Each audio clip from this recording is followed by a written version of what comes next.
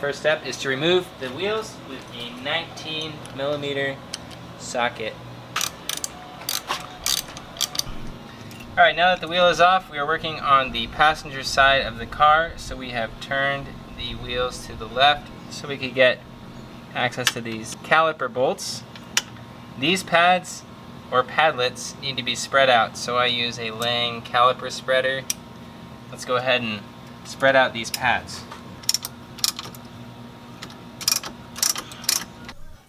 Alright, you can see all the padlets are spread out. We can pull the caliper off using a 13/16 socket.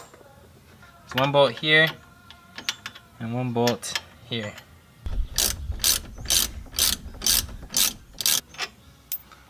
That's what the bolt looks like. Focus, there we go. Alright, now we can just remove these padlets. These just pop out like that.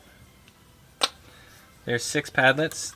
That's what it looks like without the padlets in there. We are greasing the back of the pads with brake and caliper grease. Cool.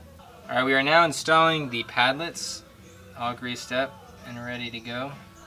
The other thing that you notice is that there's 2 indents on the side of the padlet, and those have to go in those posts. This one's going in like this. There's a spring clip at the bottom. And what you see with this pad, I just kind of push it down, and then it will align in with the posts. We tightened the 2 13/16 bolts to 125 foot-pounds. Now we're gonna put the wheel on and tighten the lug nuts to 100 foot-pounds. Hey, your watch matches the wheel. Thanks. Thank you for watching, and make sure that you enjoy your car.